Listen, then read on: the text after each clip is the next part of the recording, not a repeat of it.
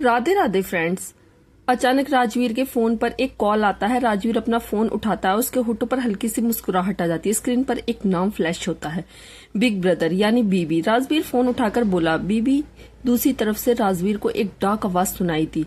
कहाँ हो तुम इस वक्त? राजवीर ने जवाब दिया, अपने इम्पोर्टेंट काम से बाहर गया था, अभी ट्रेन में हूँ, मुंबई लौट रहा हूँ। आप कैसे हो? कुछ सेकंड के बाद राजवीर ने फिर कहा, ठीक है, मैं समझ गया। इसके बाद उसने गहरी सांस ली और बोला, मुझे आपसे मिलना था, काफी वक्त हो गया, अपना ख्याल रखना, ओके बाय।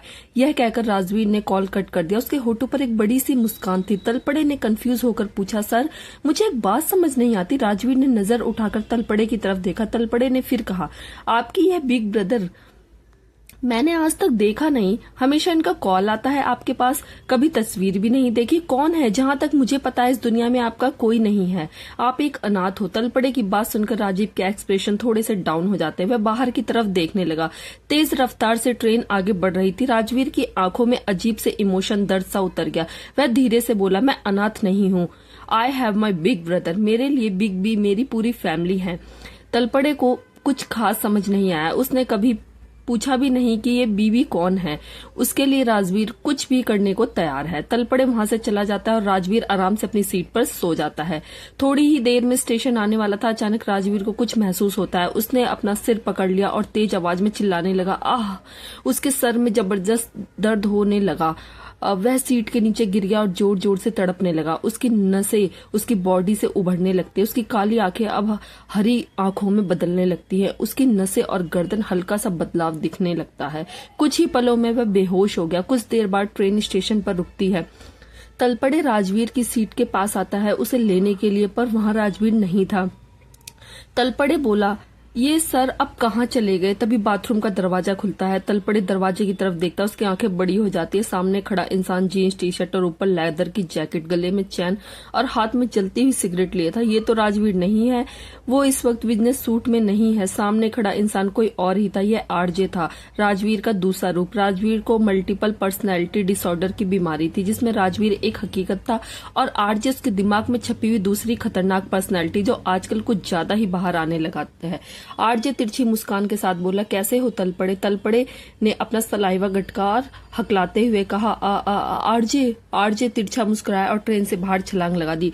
ट्रेन स्टेशन पर रुकी थी। अपने सिगरेट को फूंकता हुआ आरजे आगे बढ़ा।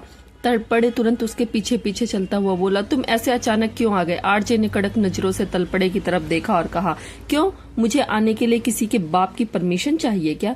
तलपड़े ने पसीना पोंछते हुए कहा, नहीं नहीं तो। पर ऐसे अचानक? आरजे ने अपनी आंखें रोल की और सिगरेट का कश लेते हुए कहा, आरजे अपनी मर्जी का मालिक है, वह जब चाहे आ सकता है और उसे ऐसा करने से कोई भी नहीं रोक सकता। स्टेशन के बाहर एक शानदार लाल रंग की खूबसूरत रेसिंग कार खड़ी थी। कार पर रंग बिरंगी फायर फ्लेम्स बनी हुई थी। इतनी खूबसूरत कार थी कि आने जाने वाले लोग उसे देखे बिना रह नहीं पा रहे थे। आरजे कार के पास पहुंचा और उसमें बैठ गया। तलपड़े ने पूछा, आप कहाँ जा रहे हैं? आरजे ने तलपड़े की तरफ देखा और कहा, तुझे जानने की जरूरत नहीं। इसके बाद आरजे गाड़ी लेकर वहां से निकल गया। तलपड़े बेचारा सा मुंह बनाकर वहीं खड़ा रह गया। उसे स्टेशन टेंशन हो रही थी राजवीर की, क्योंकि उसे पता था राजवीर जितना सीधा साधा है, आरजे उतना ही खतरनाक। दूसरी तरफ आरजे तिरछी शैतानी मुस्कान के साथ गाड़ी चला रहा था। उसने किसी को कॉल किया और कहा, अच्छा कहाँ हो रही है ये कार रेसिंग? आ रहा हूं मैं। आरजे ने फोन कट कर पिछली सीट पर फेंक दिया और गाड़ी की स्पीड बढ़ा दी। RJ is back.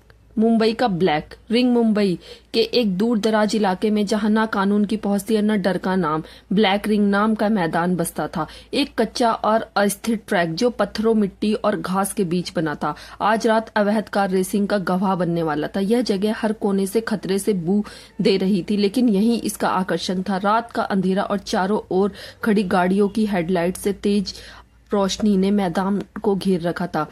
फैंसी और मॉडिफाई गाड़ियों की लंबी लाइन मैदान के चारों तरफ नजर आ रही थी। हर कार पर मालिकों की स्टाइलिश पर्सनैलिटी झलक रही थी। कुछ गाड़ियां मैट ब्लैक पेंट में थी, एलईडी लाइट्स से सजी हुई थी, तो कुछ शाइनिंग रेड और ब्लू रंग में थी, जिनकी बॉडी पर फ्लेम डिजाइन्स उन्हें और आकर्षक बना रहे थे। एक निसान GTR R35 एक ब्लैक बीस्ट जैसी दिखने वाली इस कार के बोनट पर कार्बन फाइबर का टच था।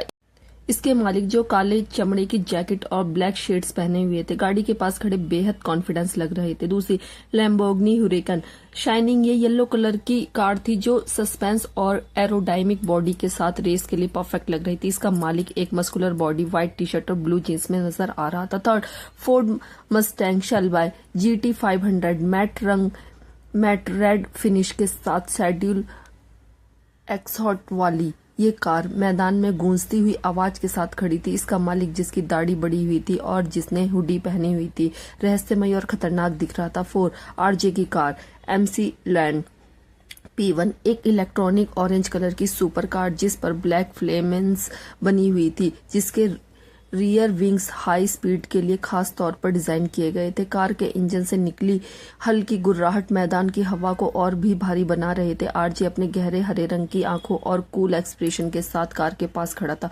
उसने black leather jacket, ripped jeans और स्पोर्ट्स शूज पहन रखे थे। उसका हर अंदाज बाकी लोगों से अलग था। थोड़ी ही देर में सारी गाड़ियां स्टार्टिंग लाइन पर खड़ी हो गई। RJ पूरे तरीके से तैयार था, तभी उसके बगल से एक गाड़ी आकर खड़ी हो गई जिस पर उसका ध्यान चला गया। यह गाड़ी डॉग्ड चैलेंज SRT हैकलेट थी जो अपने पिच ब्लैक पेंट और डुअल व्हाइट स्ट्राइपल्स के साथ मैदान में अलग चमक रही थी। इसके बोनट से हल्के धुएं की लकीर उठ रही थी। गाड़ी की खिड़कियां टिंटेड थी जिससे अंदर झांकना मुश्किल था, लेकिन RJ की नजरें गाड़ी के अंदर ही टिक गई। गाड़ी में बैठा इंसान जिसे देख पाना आसान नहीं था पूरी तरह से तैयार लग रहा था। उसने ब्लैक फुल स्लीव्स जैकेट पहनी हुई थी जिसके ऊपर लेदर का टच था। उसके हाथ पर चमड़े के ग्लव्स थे और चेहरे पर एक डार्क हेलमेट जिसने पूरा चेहरा ढक रखा था। हेलमेट के शीशे के पीछे से सिर्फ हल्की सी आंखें झलक रही थी। RJ ने एक पल के लिए अपनी गहरी हरी रंग की आंखों से उसे देखा, लेकिन उस ड्राइवर ने धीरे से अपना चेहरा RJ की ओर मोड़ा, उसकी तरफ एक ठंडी नापने वाली नजर डाली और फिर अपना चेहरा सामने की ओर कर लिया और उसके साथ ही साथ उसने हाथ उठाकर बिना RJ की तरफ देखे सामने देखते हुए अपनी मिडिल फिंगर उसे दिखा दी। RJ ने अपनी आईब्रोज उठाई। ऐसा लग रहा था जैसे सामने वाला उसे साइलेंटली चैलेंज दे रहा हो। इंटरेस्टिंग, उसने खुद से बुदबुदाया और फिर उसने भी अपनी नजरें ट्रैक पर फोकस कर ली। भीड़ में हर कोई उत्सुकता से गाड़ियों और उनके मालिकों को देख रहा था। मैदान के बीचों बीच एक लड़की के प्लेटफॉर्म पर खड़ी लड़की ने एक माइक उठाकर ऐलान किया, ladies and gentleman get ready for the ultimate showdown. Platform पर खड़ी लड़की ने हाथ में एक गन उठाई और हवा में तान दी।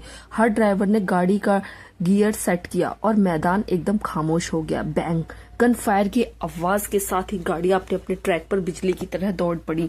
RJ की MC लर्न अपनी परफेक्ट लॉन्च कंट्रोल और स्पीड के साथ सबको पीछे छोड़ते हुए आगे बढ़ गई।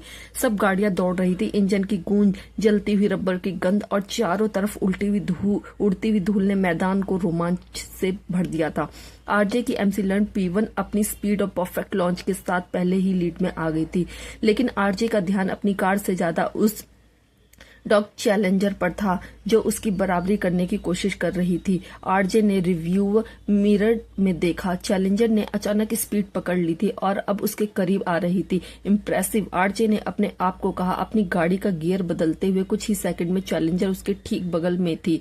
RJ ने हल्की तिरछी मुस्कान के साथ ड्राइवर की ओर देखा, लेकिन वह अभी भी हेलमेट के पीछे छुपा हुआ था। डॉग चैलेंजर के इंजन की गर्जना मैदान में गूंज रही थी। RJ को एहसास हुआ कि ये ड्राइवर कोई साधारण इंसान नहीं है। दोनों गाड़ियां अब एक दूसरे को पछाड़ने की कोशिश में ट्रैक से सबसे मुश्किल हिस्से में पहुंच चुकी थी, जहां एक तरफ खतरनाक मोड़ थे, वहीं दूसरी तरफ पत्थरों और गड्ढों से भरा ट्रैक। RJ ने अपनी MC लर्न को स्टेबल करते हुए मोड़ पर ड्रिफ्ट किया, लेकिन रहस्यमय ड्राइवर ने भी उस परफेक्शन के साथ उसे फॉलो किया। बाकी सबको पछाड़ते हुए सब वे दोनों एक दूसरे को टक्कर दे रहे थे। RJ ने पहली बार महसूस किया कि यह रेस उसके लिए आसान नहीं होने वाली। Finally someone what the challenger, उसके मन ही मन कहा, लेकिन यह बाहर से अभी भी कूल और कॉन्फिडेंट था। उसने एक्सीलेटर पर पैर रखा और चैलेंजर से थोड़ा आगे निकल गया। चैलेंजर का ड्राइवर, जिसने अब तक RJ की हर मूव को परखा था, अचानक ट्रैक के अंदरूनी हिस्से से आग निकलने लगी, कोशिश करने लगा। RJ ने महसूस किया कि यह कोई आम ओवरटेकिंग नहीं थी, प्लानिंग स्मूथिंग हो। RJ ने खुद को बुदबुदाया। चैलेंजर ने ट्रैक को दाईं ओर से एक तरफ मोड़ के पास आरजे को ब्लॉक करने की कोशिश की। उसका मकसद था आरजे को धीरे करने पर मजबूर करना, लेकिन आरजे ने फुर्ती से स्टीयरिंग घुमाई और अपनी एमसी लर्न को बिल्कुल सटीक एंगल पर मोड़ा और चैलेंजर के जाल से बच निकला। आरजे ने एक्सीलेटर को पूरी ताकत से दबाया और उसने अपने साइड मिरर में देखा। नाइस ट्राई, आरजे ने हल्के से मुस्कुराते हुए कहा।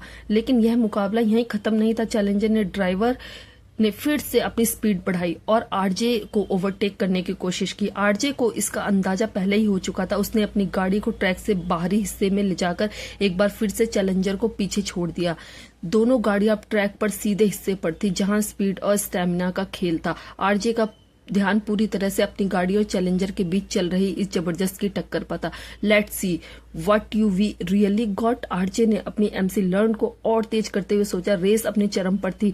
आरजे और वह रहस्यमयी डॉग चैलेंजर का ड्राइवर लगातार एक दूसरे को पछाड़ने की कोशिश कर रहे थे। हर मोड़ पर टक्कर के साथ उनकी स्पर्धा और भी खतरनाक होती जा रही थी। दोनों ड्राइवरों के बीच ऐसा रोमांच था कि बाकी सारे प्रतियोगी पीछे छूट गए। आरजे ने अपने रिव्यूअर मिरर में चैलेंजर को देखा, जो उसकी गाड़ी के ठीक पीछे थी, और एक्सीलेटर पर जोर दिया। लेकिन तभी ट्रैक एक मुश्किल हिस्से में चैलेंजर ने अचानक आरजे को ओवरटेक करने की कोशिश की। गाड़ी का बैलेंस बिगड़ गया और चैलेंजर एक बड़े पत्थर से टकरा कर पलट गई। गाड़ी ट्रैक से बाहर घसीटते हुए किनारे पर जा गिरी। आरजे ने अपने मिरर में देखा, वो गाड़ी पलटी हुई थी और उसकी बॉडी से धुआं उठ रहा था। अचानक एक हल्की सी आग बढ़ गई। आरजे के होठों पर एक तिरछी सी शैतानी मुस्कुराहट उभर गई। Should now better. लेकिन तभी उसकी नजर अचानक मिरर में गई। चैलेंजर के अंदर का हेलमेट ड्राइवर के सर से उतर गया। आरजे ने देखा, उससे उसकी सांसें थम गई। What a girl. आरजे ने तुरंत अपनी गाड़ी के ब्रेक लगाए। टायरों को खींचते आवाजों ने सन्नाटे को चीर दिया। उसने अपनी एमसी लर्न को एक झटके में घुमाया और चैलेंजर की ओर दौड़ पड़ी। उस लड़की का पैर सीट में फंस गया था, जिसे वो टूटे हुए साइड मिरर में उसने देखा। गाड़ी में आग लग गई तो उसके चेहरे पर हॉरिफाइड एक्सप्रेशन आ गया। वह खुद को बचाने की हर मुमकिन कोशिश कर रही थी, पर उसका पैर बुरी तरह से फंसा हुआ था। वह फ्रस्ट्रेट होकर चिल्लाई, डैम इट, यह निकल क्यों नहीं रहा। उसने जोर लगाकर पैर निकालने की कोशिश की। तभी कोई गाड़ी के पास चलकर आया और एक हाथ से दरवाजा पकड़ा और एक झटके से उसे गाड़ी से अलग कर दिया। उसके बाद आरजे झुककर अपने पंजों पर बैठ गया और अंदर हाथ डालकर सेट को ही तोड़ दिया। लड़की हैरान होकर उसकी तरफ देख रही थी, पर उसका पैर निकल गया था। आरजे ने बहुत कड़क आवाज में कहा, गाड़ी किसी भी वक्त ब्लास्ट हो सकती है, निकलो जल्दी। वो लड़की तुरंत होश में आई और फटाफट से गाड़ी के बाहर निकल गई। उसके बाद वो लोग थोड़ा सा दूर चले गए और एक तेज आवाज के साथ गाड़ी ब्लास्ट हो गई। सारी पब्लिक यह देखकर शॉक रह गई। उस लड़की के तो चेहरे का रंग सफेद पड़ गया था। तभी भीड़ में से एक जोरदार आवाज आई, पुलिस आई, भागो। वह लड़की जैसे तैसे करके गाड़ी से बाहर निकली और उसके बाहर निकलते ही गाड़ी में जोरदार ब्लास्ट हो गया। उस लड़की की तो सांसें अटक गई और आंखें फटी रह गई। उसका दिल जोरों से धड़क रहा था। अगर एक सेकंड भी लेट हो जाती तो आज उसका काम यही तमाम था। आज ये रेस उसकी आखिरी रेस होती। दूसरी तरफ आरजे नूर को बड़े ही एम्यूजमेंट के साथ चुपचाप खड़ा देख रहा था। उसकी कोल्ड ग्रीन आंखें नूर के ऊपर से नीचे तक देख रही थी। नूर ने बॉडी हैगिंग कपड़े पहने हुए थे, बिल्कुल वैसे ही जैसे प्रोफेशनल कार रेसर पहनते हैं। उसके बाल खुले हुए थे और वह आंखों में थोड़ा सा डर और घबराहट लिए जलती हुई गाड़ी की तरफ देख रही थी। आरजे के होठों पर हल्की सी तिरछी मुस्कान आ जाती है। उसने ना जाने कितनी सारी लड़कियां देखी, मगर यह सबसे अलग थी। वह लड़की बहुत ही ज्यादा खूबसूरत होने के साथ साथ बाकी लड़कियों से वाकई में बहुत ज्यादा अलग थी। उसकी कार रेसिंग स्किल अमेजिंग थी। पहली बार आरजे को किसी ने कार रेसिंग में इतनी जबरदस्त टक्कर दी थी। Impressive, very impressive. उस लड़की ने पलटकर आरजे की तरफ देखा। जब उसने उसे देखा तो यह एक पल के लिए उसकी आंखें भी आरजे पर ठहर गई। इस वक्त उसकी आंखों के सामने एक सुपर हैंडसम और इतनी अमेजिंग आंखों वाला इंसान खड़ा था जो उसे देख रहा था। वह लड़की कुछ सेकंड के लिए आरजे में जैसे खो जाती है, पर फिर होश में आकर कहती है, थैंक यू मिस्टर, अगर आपने मेरी मदद नहीं की होती तो पता नहीं मेरी बॉडी मेरे घर वालों को मिलती भी या नहीं। आरजे के चेहरे पर एक तिरछी मुस्कान थी। उस लड़की ने अपना हाथ आगे बढ़ाते हुए कहा, hello, I am Noor Singhania, I know your name mister handsome. RJ ने नूर के हाथ की तरफ देखा और फिर उसकी आंखों में। उसने अपना हाथ आगे बढ़ाया, नूर का हाथ अपने हाथों में लिया और अपने करीब कर उस पर किस कर दिया। नूर की आंखें थोड़ी बड़ी हो गई और गाल थोड़े लाल से हो गए। आरजे ने कहा, you can call me RJ Noor. RJ. Noor confused होकर बोली, आरजे मतलब? आरजे ने मुस्कुराकर कहा, बहुत जल्दी जान जाओगी। तभी अचानक दूसरी तरफ शरण्या अपनी गैंग के साथ मैदान में एंट्री करती है। उसने गन हाथों में पकड़ रखी थी और वॉकी टॉकी पर बोलते हुए कह रही थी, चारों तरफ से घेर लो, कोई कार रेसर बचकर नहीं जाना चाहिए। इसके बाद वो सब लोग मैदान पर हमला बोल देते हैं। एक आदमी अचानक जोर से चिल्लाता है, पुलिस पुलिस भागो। इतना सुनते ही पूरे मैदान में अफरा तफरी मच जाती है और सब इधर उधर भागने लगते हैं। शरण्या ने जैसे ही गाड़ी का ब्लास्ट होते देखा, उसकी सांसें अटक गई। वह यहाँ नूर को ढूंढने आई थी, जो कार रेस में पार्टिसिपेट कर रही थी। आई होप कि यह गाड़ी उसकी ना हो। शरण्या बस यही प्रार्थना कर रही थी। भीड़ में चिल्लाने की आवाज आरजे और नूर सुनते हैं तो दोनों भीड़ की तरफ देखते हैं। नूर भीड़ की तरफ देखते हुए सोचते, अरे बाप रे, पुलिस कहाँ से आ गई? कहीं शरण्या तो नहीं? भागना पड़ेगा, क्या करूं? नूर ने जब पलटकर देखा तो वह चौंक गई। वहां पर आरजे नहीं था। उसने चारों तरफ नजर दौड़ाई मगर वह कहीं पर भी नहीं था। वह हैरान होकर बोली, इतनी जल्दी? क्या हवा में गायब हो गया क्या? कहाँ गया? अभी तक तो यहीं पर खड़ा था। तभी उसे पीछे से एक चिल्लाने की आवाज सुनाई देती है, नूर। नूर ने पलटकर देखा तो उसकी आंखें बड़ी हो गई। शरण्या उसकी तरफ घूरकर देख रही थी और भागकर उसकी तरफ आ रही थी। नूर ने तुरंत भागने की कोशिश की लेकिन शरण्या ने उसके कपड़ों के पीछे से कॉलर पकड़ लिया। कहाँ जाओगी? रुको। शरण्या नूर पर झपटी। कुछ देर में नूर अपने हाथों को आपस में जोड़ते हुए सिर झुकाकर चुपचाप खड़ी थी। उसके सामने हाथों को छाती पर क्रॉस करके चेहरे पर कोल्ड एक्सप्रेशन के साथ खुशी खड़ी हुई थी। नूर बेचारे बच्चे की तरह खड़ी थी, जैसे किसी टीचर की डांट खा रही हो। खुशी नूर से बोली, नूर क्या मैं जान सकती हूँ कि तुम इतने दिन से कहाँ पर थी? नूर ने थोड़ा हिम्मत करके बिना सर उठाए आवाज दी, मैं बस अपने फ्रेंड के साथ बाहर घूमने गई थी। वह बहुत मासूमियत के साथ बोली, एकदम बच्चों जैसा मुंह बनाकर। खुशी ने अपनी आंखों को सिकुड़ते हुए कहा, कौन से फ्रेंड? और बिना मुझे बताए कैसे गई? नूर ने अपने निचले होठों को दांतों के नीचे दबा लिया, कहा, सॉरी। शरण्या चुपचाप खड़ी सब कुछ देख रही थी। यह तो हर बार का काम है। खुशी से इतनी डांट खाने के बाद भी नूर कभी नहीं सुधरती।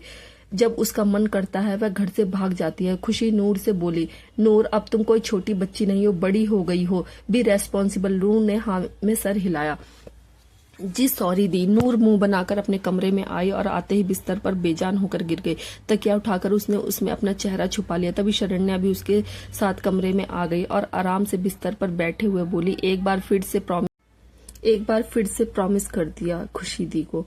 तुम हमेशा उनसे झूठी प्रॉमिस करती हो और फिर हर बार प्रॉमिस तोड़ देती हो। कहीं ऐसा ना हो कि किसी दिन खुशी दी तुम्हें परमानेंटली ही घर से निकाल दे। यह बोलकर शरण्या हंसने लगी। नूर ने अपना चेहरा उठा शरण्या की तरफ देखकर कहा, यह बस तुम्हारी वजह से हुआ है। शरण्या ने अपनी आईब्रोज ऊपर उठाई। कैसे? नूर बैठ गई और फ्रस्ट्रेशन में तकिया शरण्या की तरफ फेंक दिया। तकिया काफी नरम था। शरण्या ने उसे एक हाथ में पकड़ लिया। नूर ने शरण्या से कहा, तुमने मुझे क्यों ढूंढा? मैं इतनी जल्दी घर नहीं आना चाहती थी, मुझे और थोड़े दिन बाहर रहना था। शरण्या ने अपनी आंखें रोल करते हुए और आराम से बिस्तर पर लेटते हुए कहा, तुम्हें तो मेरा थैंक यू बोलना चाहिए कि मैंने खुशी दी को यह नहीं बताया कि मैंने तुम्हें कहां और कैसे पकड़ा। अगर उन्हें यह पता चल गया कि तुम फालतू की कार रेसिंग कर रही थी जिस वजह से तेरी कार ना सिर्फ पलटी बल्कि उसमें ब्लास्ट भी हो गया, तो वह तुम्हें जिंदगी भर कमरे से बाहर नहीं निकलने देती। तुम तो जानती हो ना कि खुशी दी तुम दोनों को लेकर कितना ज्यादा पजेसिव है। नूर की एकदम से आंखें बड़ी हो गई। वह तुरंत शरण्या के बगल में लेट गई और बोली, थैंक यू यार, तुमने यह बात नहीं बताई, वरना सच बोल रही हो दी तो मुझे कमरे से बाहर नहीं निकलने देती। शरण्या ने नूर से पूछा, बाय द वे ऐसे अचानक तेरी गाड़ी पलट कैसे गई? शरण्या की बात सुनकर नूर ने जवाब दिया, किसी पत्थर से टकरा गई और फिर पलट गई। जानती हो, सीट में मेरा पैर फंस गया था और गाड़ी में आग लग गई थी, मैं निकल ही नहीं पा रही थी। ये सुनकर शरण्या हैरान होकर बोली, फिर तुम निकली कैसे? नूर ने बताया, उसी ने निकाला मुझे। वह मेरे पास आया और जानती हो उसने दरवाजे को ऐसे तोड़ दिया जैसे वह दरवाजा किसी पेपर का बना हो, हल्का सा। फिर उसने सीट को एक हाथ से तोड़ दिया। हम गाड़ी से बाहर निकले और उसके बाद गाड़ी ब्लास्ट हो गई। शरण्या उठकर बैठ गई। वह हैरान लग रही थी। नूर की छत की सीलिंग की तरफ देखते हुए आरजे के बारे में सोचने लगी। वैसे एक बात तो थी, वह हैंडसम बहुत था। पर शरण्या ने अपनी आईब्रोज ऊपर उठाई और पूछा, अच्छा और क्या नाम था उसका? नूर ने सोचा और कहा, आरजे। इस पर शरण्या भी कंफ्यूज हो गई। आरजे क्या मतलब? नूर ने अपने कंधे उचकाए और कहा, पता नहीं। उसने कहा, बहुत जल्द पता लग जाएगा। शरण्या ने कहा, मुझे ऐसा लगता है कि वह तुझसे फिर मिलने की कोशिश करेगा, वरना यह क्यों बोलता कि जल्द ही पता लग जाएगा। इस बात पर नूर ने शरण्या की तरफ देखा। फिर वह आरजे के बारे में याद करके सोचने लगी। उसके गाल लाल हो रहे थे, खासकर वह मोमेंट याद करके जब उसने उसके हाथ पर किस किया था। उसकी गहरी डीप हरी आंखें अब तक नूर के जहन से नहीं निकली थी। आन्या और चंचल दुबई में घूमने निकली थी। वे बहुत सारी जगह घूम चुकी थी और पीछे 2-3 दिन से घूमे जा रही थी। अब वे समंदर के किनारे बैठी हुई थी। दोनों के हाथ में आइसक्रीम थी और वे आपस में बातें कर रही थी। समंदर की उसकी लहरों को देखकर आन्या को बड़ा सुकून मिल रहा था। एक लंबे वक्त से वह अंधी थी, तो अब जब उसकी आंखें वापस आ गई तो वह जैसे सब कुछ देख लेना चाहती है। उसने कहा, यह समुद्र कितना खूबसूरत है ना, इसकी लहरें दिमाग को कितनी शांत कर देती हैं। चंचल ने मुस्कुराकर कहा, सचमुच मुझे यह जगह बहुत ज्यादा पसंद है। मैं अक्सर यहाँ पर आती थी, आज तुम्हारे साथ आई हूँ तो काफी अच्छा लग रहा है। कितनी अजीब बात है ना कि हम एक ही शहर में रहते थे मगर हमारी मुलाकात मनाली में हुई। यह सुनकर आन्या भी मुस्कुरा देती है और कहती है, हमें कब किसके साथ कहाँ मिलना है ये किस्मत डिसाइड करती है। उसके बाद आन्या का चेहरा हल्का सा उतर जाता है। दोनों के हाथ में आइसक्रीम की कोन थी। चंचल आइसक्रीम खा रही थी, तभी उसने आन्या की तरफ देखा जो उतरे हुए चेहरे के साथ लहरों को देख रही थी। उदास थी, उसकी आंखों में उदासी थी। आइसक्रीम पिघलकर उसकी उंगलियों पर पहुंच चुकी थी। चंचल ने आन्या के हाथ में अपना हाथ लपेटा और उसके कंधे पर अपना सर रख दिया। तुम कब तक उस सोचकर उदास हो आन्या, तुमने ही कहा था ना कि हमें कब किसके साथ कहाँ मिलना है तकदीर डिसाइड करती है। तो हो सकता है तुम्हारी तकदीर भी किसी और के साथ जुड़ी हो, इसलिए तुम्हें वो इंसान नहीं मिला। गॉड ने तुम्हारे लिए कुछ स्पेशल सोच के रखा हो, कोई स्पेशल इंसान जैसे तुम्हारी जिंदगी में आना हो। आन्या एक उदासी सी मुस्कान के साथ बोली, स्पेशल? मेरी जिंदगी में कोई स्पेशल इंसान नहीं आएगा। मैं इस लायक कहाँ हूँ कि मेरे लिए कोई स्पेशल मिले, और अब तो मुझे लगता है कि मैं किसी को एक्सेप्ट कर भी पाऊंगी या नहीं। बस अकेले ही रहना चाहती हूँ। आन्या की बात सुनकर चंचल थोड़ा उदास हो जाती है। वो आन्या से बोली, तुम ऐसा क्यों बोल रही हो? तुम बहुत सुंदर हो, बहुत खूबसूरत हो। देखना कोई राजकुमार आएगा तुम्हारी जिंदगी में जो तुम्हें अपनी जान से भी ज्यादा प्यार करेगा, जिसके लिए तुम इस दुनिया में सबसे ज्यादा इम्पोर्टेंट होगी। देखना तुम। आन्या चंचल की बात सुनकर बस हल्का सा मुस्कुरा देती है, पर अंदर से बहुत ही वो जानती थी कि ऐसा कुछ नहीं होने वाला, उसे कोई राजकुमार नहीं मिलने वाला। तभी चंचल के पास एक कॉल आती है। चंचल कॉल रिसीव करती है, हेलो। तभी दूसरी तरफ से कुछ ऐसा सुनती है कि उसकी आंखें फटी रह जाती है। क्या? चंचल और आन्या भागकर एक अस्पताल के अंदर आती हैं। चंचल आगे भाग रही थी और आन्या उसके पीछे पीछे। चंचल की आंखों में खौफ भी था, आंसू भी थे, जैसे उसका कोई अपना यहाँ पर बुरी हालत में हो। वहीं आन्या चंचल को संभालते उसके पीछे पीछे भाग रही थी। भागते भागते वो रास्ते में कई नर्सों और वार्डों से टकरा भी गए, मगर सबको क्रॉस करते हुए चंचल एक वार्ड के बाहर पहुंची जहां पर उसकी माँ और उसके चाचा बैठे हुए थे। उसकी माँ बुरी तरह से रो रही थी। चंचल भागकर अपनी माँ के पास आई और बोली, मम्मा क्या हुआ पापा को? यह औरत रोते हुए ऊपर चंचल की तरफ देखती है और फिर खड़ी होकर गले मिलकर जोर जोर से रोने लगती है। चंचल के आंसू भी रुकने का नाम नहीं ले रहे थे और वह और भी ज्यादा डर रही थी। आन्या भागते हुए वहां जाकर खड़ी हो जाती है और यह सब कुछ देखती है। अचानक ही चंचल को कॉल आता है और वह पागलों की तरह भागते हुए अस्पताल आ जाती है। आन्या को तो यह भी पता नहीं था आखिर क्या हो गया। चंचल के चाचा खड़े हुए और बोले, भाई साहब को दिल की बहुत गंभीर समस्या है। डॉक्टर ने कहा है कि अगर जल्दी से इनका ऑपरेशन नहीं हुआ तो उनकी सर्जरी नहीं हुई तो उनका बच पाना मुश्किल नामुमकिन है। यह सुनकर चंचल और आन्या दोनों की आंखें फट जाती हैं। चंचल अपनी माँ को रोते हुए अपनी बाहों में संभाल रही थी। वह अपने चाचा से बोली, ऐसे अचानक ऐसे क्या हो गया पापा को? ऐसे कैसे उन्हें दिल का दौरा पड़ गया बिना किसी कारण के? आखिर हुआ क्या है अंकल को? अपने आंसुओं को कंट्रोल करते हुए चंचल की माँ ने ब्रेक लगाकर चंचल की तरफ देखा और कहा, हम बर्बाद हो गए, कुछ भी नहीं बचा हमारे पास। चंचल कंफ्यूज हो गई, उसकी आंखों से भी आंसू टपक रहे थे। वह अपनी माँ से बोली, आप कहना क्या चाहती हो मम्मा? क्या मतलब है हम बर्बाद हो गए? साफ साफ बताइए क्या हुआ है? चंचल का अंकल आगे आया और बोला, चंचल बेटा, हमने तुमसे एक बहुत इंपॉर्टेंट बात छुपाई है, पर लगता है अब तुम्हें वह बात बताने का वक्त आ गया है। चंचल कंफ्यूज थी और आन्या भी। चंचल के अंकल ने बताया, जब तुम मनाली में पढ़ाई कर रही थी तब बिजनेस में एक प्रोजेक्ट पर भाई साहब ने सब कुछ लगा दिया, अपने सारे पैसे, यहाँ तक कि घर को भी गिरवी रख दिया, सारा पैसा उस प्रोजेक्ट में लगा दिया। लेकिन वो प्रोजेक्ट एक बहुत बड़ा फेलियर साबित हो गया। कुछ भी नहीं बचा हमारे पास, पैसा भी डूब गया। अब तो हम सड़क पर आ गए हैं, इस कदर सड़क पर आ गए हैं कि समझ में नहीं आ रहा कि क्या करें। भाई साहब के इलाज के लिए हमारे पास पैसे तक नहीं। उनकी सीरियस हार्ट सर्जरी होनी है जिसके लिए डॉक्टर को 1 करोड़ रुपए देने हैं, मगर हमारे पास एक फूटी कौड़ी तक नहीं बची। समझ में नहीं आ रहा कि अब क्या करें, कैसे बचाए भाई साहब को। यह सुनकर चंचल को भी बड़ा झटका लगता है। वह सोच भी नहीं सकती थी कि उनके घर में यह सब कुछ हो गया और उसे पता तक नहीं। चंचल ने अपनी माँ की तरफ देखते हुए कहा, मम्मा आपने मुझे इन सब के बारे में पहले क्यों नहीं बताया? चंचल की मम्मा ने अपने आंसुओं को पोंछते हुए खुद को संभालते हुए कहा, तुम्हारे पापा नहीं चाहते कि तुम्हें कोई टेंशन हो, बस वह चाहते थे कि तुम आराम से अपनी पढ़ाई करो। उन्होंने मना किया था बताने के लिए। उनकी तबीयत बहुत ज्यादा खराब हो गई थी। मुझे कुछ समझ में नहीं आ रहा था मैं क्या करूं। हमारे जितने जान पहचान वाले रिश्तेदार हैं हम सबको सामने गिड़गिड़ा चुके हैं, भीख मांग चुके हैं, लेकिन 1 करोड़ जितनी बड़ी कीमत कोई भी देने को तैयार नहीं है बोलकर चंचल रोने लगती है। उसकी माँ चंचल को गले लगा लेती है और खुद भी रोने लगती है। आन्या उसके पास आती है और वो दोनों को संभालते हुए कहती है, सब कुछ ठीक हो जाएगा आंटी, आप हिम्मत रखिए। थोड़ी देर में चंचल अस्पताल के बाहर एक पेड़ का सहारा लेकर खड़ी हुई थी और रोए जा रही थी और आन्या उसे संभालने में लगी हुई थी। आन्या चंचल को गले लगाते हुए उसे सहलाते हुए बोली, सब ठीक हो जाएगा चंचल, हिम्मत रखो, ऐसे रोते नहीं है। चंचल ने सिसकियां लेते हुए कहा, अगर मेरे पापा को कुछ हो गया तो मैं क्या करूंगी? मैं उनसे बहुत प्यार करती हूँ और मैं उन्हें खोना नहीं चाहती।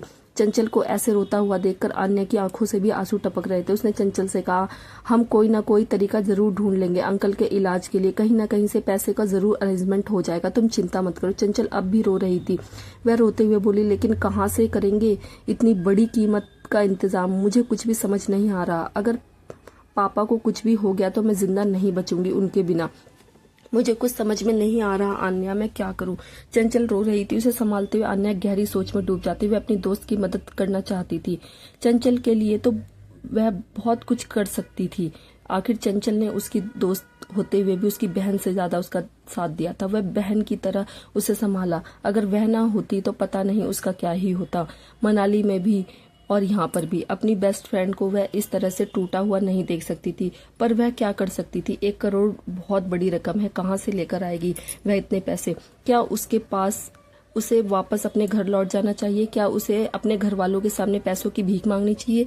और क्या वह देंगे? इस ख्याल पर आन्या को मन ही मन हंसी आती है, एक कड़वी सी हंसी। उसके घर वाले, उन्होंने तो अब तक ये भी पता करने की कोशिश नहीं की होगी कि वह इतने दिन से घर क्यों नहीं आई, कहाँ चली गई।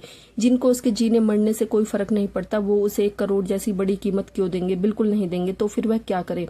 कहाँ से लाए पैसे? कहाँ से करे पैसों का अरेंजमेंट? तभी अचानक आन्या के दिमाग में एक आवाज गूंजती है। वह शब्द गूंजते, तुम जब भी वापस आना चाहो बेझिझक आ सकती हो। वो आदमी, वो मिस्टीरियस आदमी जिसने आन्या को डूबने से बचाया था, क्या उसे उस आदमी से मदद लेनी चाहिए? लेकिन वह उसे मदद कैसे ले सकती है? वह तो उसे जानती तक नहीं कि वह कौन है, देखा तक नहीं। उससे कैसे मदद ले सकती है? और वह क्या करेगा? क्यों करेगा उसकी मदद? क्यों करेगा? क्यों देगा उसे 1 करोड़ रुपए? वैसे उस आदमी की रईसी देखकर लग रहा था कि करोड़ों उसके लिए कोई बड़ी रकम नहीं होगी, चिल्लर की तरह। मगर वह उसे चिल्लर भी क्यों देगा? क्यों? आन्या को कुछ समझ नहीं आ रहा था। उसे अपनी दोस्त की मदद करनी थी और वह यह भी नहीं सोच पा रही थी कि पैसों का अरेंजमेंट आखिर वह कहाँ से करे। आन्या अपने कमरे में आती है, फ्रेश होती है, खुद के लिए कॉफी बनाती है और फिर कॉफी पीते पीते हॉल में सोफे पर बैठ जाती है। आन्या गहरी सोच में डूबी हुई थी। अपने आप से बोली, मुझे पैसे चाहिए, चंचल के पापा को बचाना होगा, वह मुसीबत में है, मुझे उनकी मदद करनी होगी। आज से पहले मैं किसी भी मुसीबत में पड़ी, चंचल ने बिना एक बार सोचे मेरी मदद की। मेरे लिए मेरी अपनी फैमिली कुछ नहीं कर पाई, पर चंचल, जिसे बहन से भी ज्यादा प्यार मिला, मुझे उसकी मदद करनी होगी। पर कैसे करूं? और मैं उस मिस्टीरियस आदमी के पास जाकर मदद मांगने की सोचूं भी तो मैं उस तक कैसे पहुंचूं? मुझे पता नहीं वो इस वक्त कहाँ है। उसे कांटेक्ट करना का कोई रास्ता भी मालूम नहीं है। समझ नहीं आ रहा क्या करूं मैं। आन्या ने एक गहरी सांस ली और सोफे पर पीठ लगाकर बैठ गई। वह काफी परेशान थी। तभी सामने टेबल पर रखा हुआ घर का लैंडलाइन का फोन बजा। आन्या उठकर टेबल के पास आई और उसने कॉल उठाकर कहा, हेलो। तभी अचानक दूसरी तरफ से एक बहुत डार्क आवाज सुनाई दी। आन्या, यह आवाज सुनकर उसकी आंखें बड़ी हो गई। उसका दिल जोरों से धड़कने लगा। पता नहीं क्यों, पर यह आवाज वो भूल नहीं सकती थी। यह उसे मिस्टीरियस आदमी की आवाज लग रही थी, पर उसके पास उसका लैंडलाइन नंबर कहां से आया? आन्या की आंखें अब तक फटी की फटी रह गई और उसके गले से शब्द नहीं निकले। तभी दूसरी तरफ से आवाज फिर से सुनाई दी, तुम्हारे घर के बाहर गाड़ी खड़ी है, अगर तुम मेरे पास आना चाहती हो तो बेझिझक आ सकती हो, मैं तुम्हारा इंतजार कर रहा हूँ। यह बोलकर कॉल कट हो गया। आन्या के दिल की धड़कनें बहुत ज्यादा तेज हो गई और माथे पर पसीना आ गया। क्या कहा इस आदमी ने? अभी अभी इसके घर के बाहर गाड़ी खड़ी है। अन्य तुरंत खिड़की के पास गई और पर्दा हटाकर देखा। उसने देखा कि नीचे एक बड़ी काले रंग की गाड़ी खड़ी थी और उसके दोनों तरफ 2 गार्ड हाथों में छाती पर क्रॉस करके यूनिफॉर्म में, आंखों पर काला चश्मा लगाकर बिल्कुल पुतले की तरह खड़े हुए थे। आन्या ने जब यह देखा तो उसके चेहरे की हवाइयां उड़ गई और उसने अपना सलाइवा गटक लिया। कौन है यह आदमी? क्या ये मुझे पर नजर रख रहा है? आन्या बहुत कंफ्यूज थी। उसने जाना चाहिए या नहीं? नहीं जो आदमी उसके घर तक कॉल कर सकता है, वह भी जब तक उसे पता नहीं कि उसके घर का लैंडलाइन नंबर उस आदमी तक कैसे पहुंचा, कैसे उस आदमी को कैसे पता कि अभी उसके पास जाने के बारे में मैं सोच ही रही थी। वह आदमी कुछ ठीक नहीं लग रहा। आन्या को घबराहट हो रही थी। एक तरफ वह किसी अनजान आदमी के पास जाकर मदद मांगने को घबराई हुई थी, दूसरी तरफ अपने दोस्त की हालत बार बार उसकी आंखों के सामने आ रही थी। अगर इलाज के लिए पैसे नहीं दिए तो फिर चंचल के पापा का इलाज कैसे होगा? अगर उन्हें कुछ हो गया तो चंचल टूटकर बिखर जाएगी। और उसकी इकलौती बेस्ट फ्रेंड वही है जिसे हर अच्छे बुरे वक्त में उसका साथ दिया, वह उसका साथ देने में इतना हिचकिचा क्यों रही है? आज के वक्त जब आन्या अपनी फैमिली ने उसे ठुकरा दिया, उस वक्त चंचल ने ही उसे संभाला। अब चंचल को उसकी जरूरत है तो मदद कैसे ना करूं?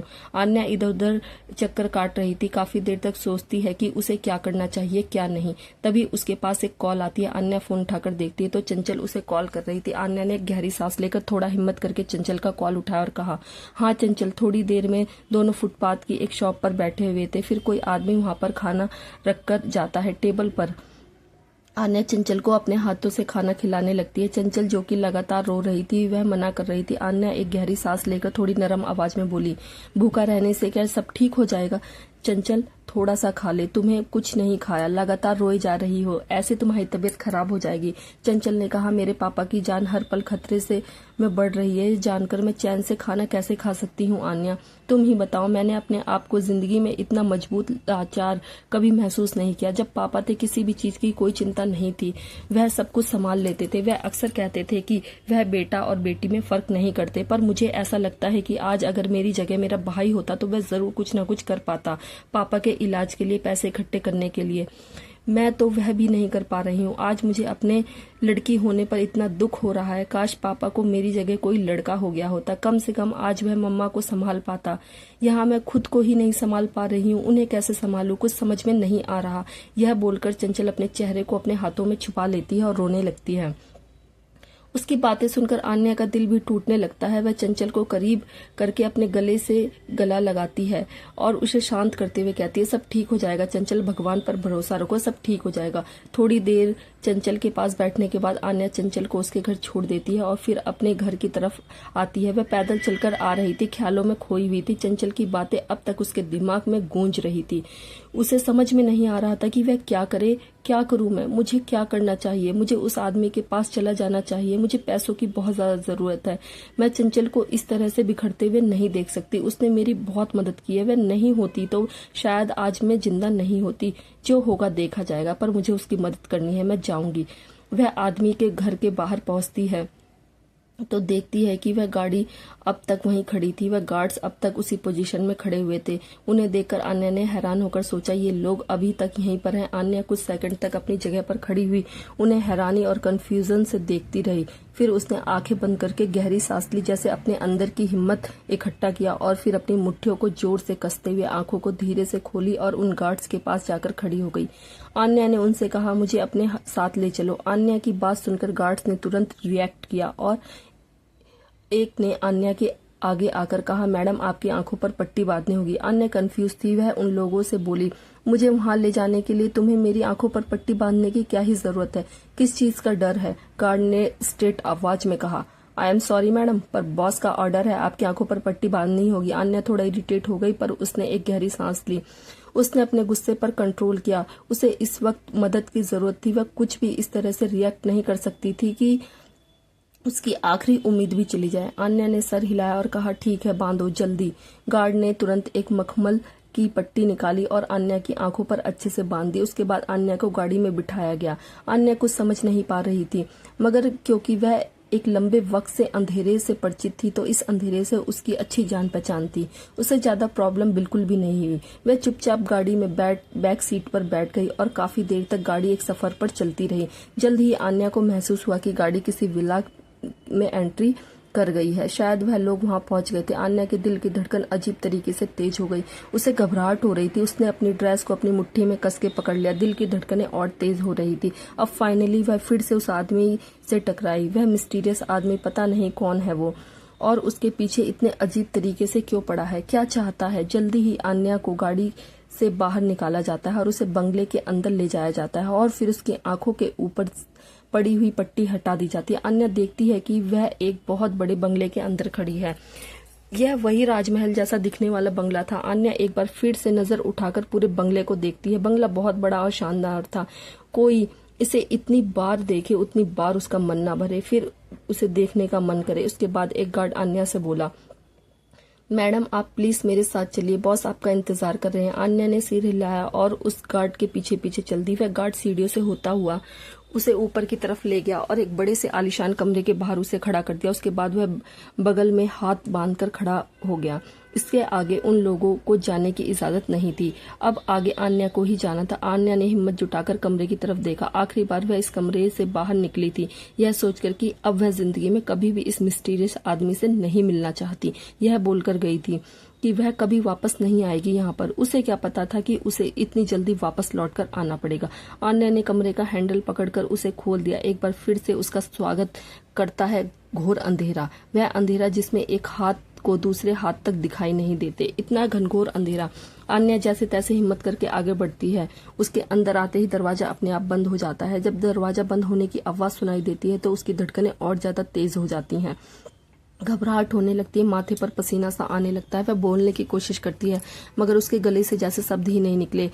पर वह बोल पाती उससे पहले उसे एक आवाज सुनाई देती है, वेलकम बैक आन्या। यह आवाज सुनकर आन्या के रोंगटे खड़े हो गए। उसने कहा, मैं आ गई हूँ। तभी कुछ कदमों की आहट उसे अपनी तरफ आते हुए सुनाई देती है। एक अजीब सी परफ्यूम की खुशबू उसे महसूस होती है।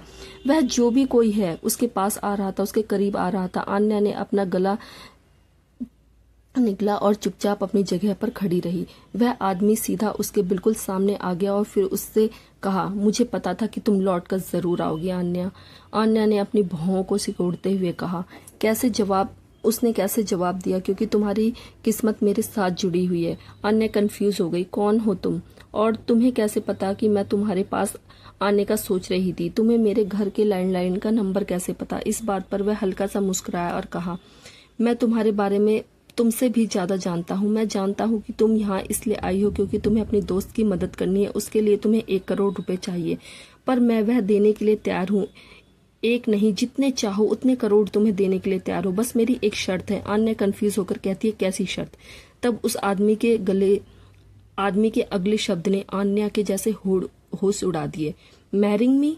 To be continue. दोस्तों आगे की कहानी और भी रोमांचक होने वाली है। वीडियो अच्छी लगी तो लाइक करें, चैनल पर नए हैं तो चैनल को सब्सक्राइब कर लें और हाँ, नोटिफिकेशन बेल जरूर दबाएं ताकि अगले अपडेट सबसे पहले आपको मिल सके। दोस्तों हर हर महादेव।